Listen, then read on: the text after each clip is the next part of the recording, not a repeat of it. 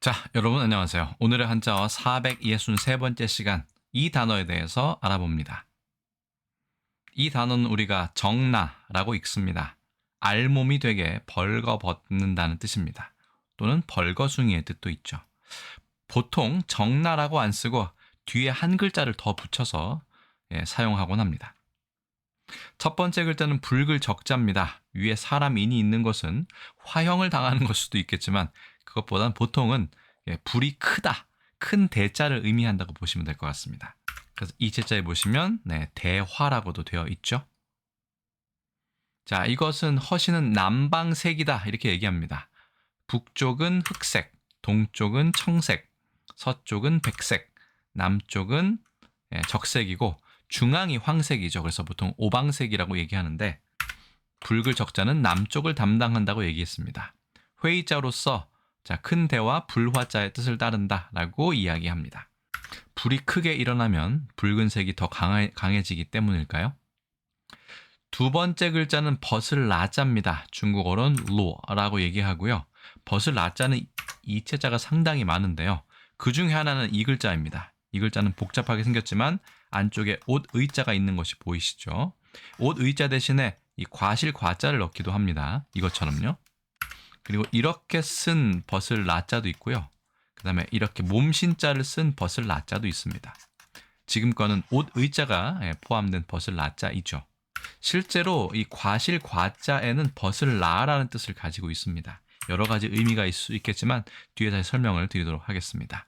실과 과, 나무에서 가장 도드라지고 겉에 노출된 그런 부분이죠. 꽃이 필 때는 꽃이 가장 나무에서는 가장 노출돼 있지만 열매를 맺고 난 뒤에는 열매를 동물들에게 많이 먹혀야 되기 때문에 그만큼 빨갛고 예쁘게 밖으로 드러나 있는 것도 과일, 과실, 실과입니다. 그렇기 때문인지 이것이 벌거벗다, 노출되다의 뜻도 가지고 있는 것이 상당히 신기합니다.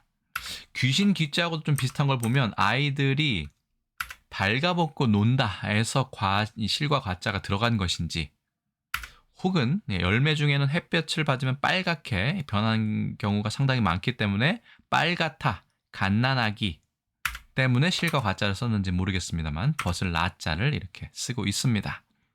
벌거벗을 라자를 허신의 설문자를 찾아보면 지금 우리가 쓰고 있는 이 이체자가 아니라 복잡한 글자에 이 라자가 나와 있습니다. 우통을 벗는 것이다, 옷을 걷는 것이다, 옷 의자의 뜻을 따르고 노새, 동물이죠. 암말과 순하기 사이에서 난 튀기, 노새 라자가 음을 나타낸다. 허신은 이 글자를 형성자로 보았네요. 그리고 이 벌거벗을 라자의 혹체자는 과실 과자를 따른다, 실과 과자의 뜻을 따른다라고 되어 있으니까 이 글자도 예전에 있었던 모양입니다.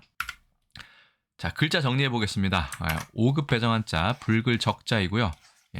그 자체가 부수입니다. 제부수이고요. 하나, 둘, 셋, 넷, 다섯, 여섯, 일곱. 큰 불이다 이렇게 설명을 하면 되겠죠. 두 번째 글자는 벗을 라자입니다. 옷 의자와 실과 과자가 결합되어 있습니다. 하나, 둘, 셋, 넷, 다섯, 여섯, 일곱, 여덟, 아홉, 열, 열하나, 열둘, 열셋, 13획입니다. 옷을 별로 입지 않고 마치 나무에 있는 실과처럼, 과일처럼 일부 살을 혹은 속옷을 드러냈다 이렇게 보면 어떨까 싶습니다. 혹은 옷이 별로 없고 붉은 살을 드러냈다, 아기처럼. 여러 가지 해석이 가능합니다. 이게 벗을 라자를 아예 뜻을 가지고 있고 발음도 라이기 때문에 이 글자는 형성자로 볼 수도 있겠다라고 생각을 합니다. 자, 정나, 알몸이 되게 벌거벗음 또는 벌거숭이. 정약용의 여유당 전서편에 나옵니다. 벌거벗고 전통찰까라는 표현이 있다. 우리는 이렇게 잘 안 쓰고요. 보통 적나라 이렇게 얘기하죠.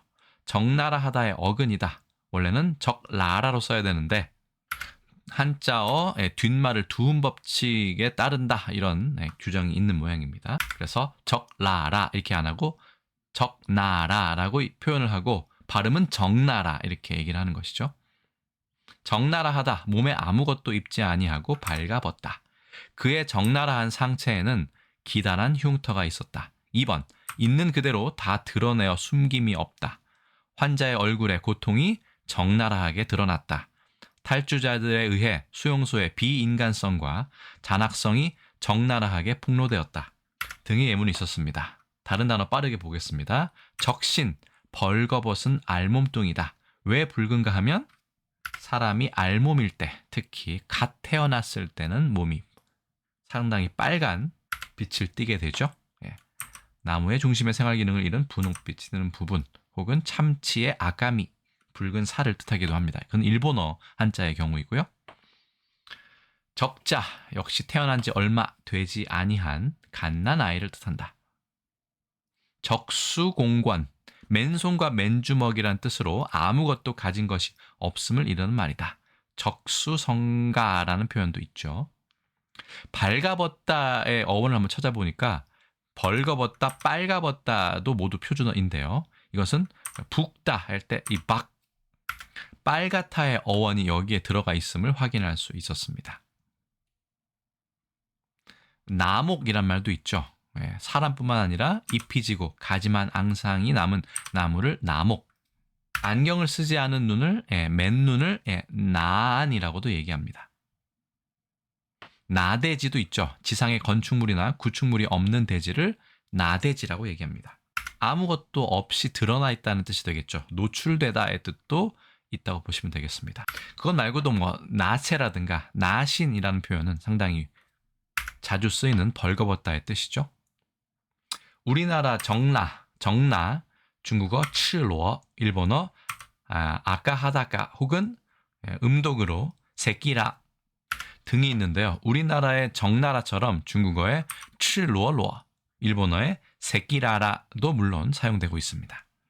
영어로는 솔직하다고 할 때는 frank, 허심탄회하다고 할 때는 candid, 그 다음에 노골적으로 일부러 드러냈다라고 했을 때는 explicit 정도로 의역할 수 있겠습니다. 조선왕조실록에 정나는 따로 없습니다. 정나라는 더더욱 없고요. 순조실록에 하나, 고종실록에 하나가 정나가 나옵니다. 일제강점기에는 정나가 없고요. 정나라만 있습니다.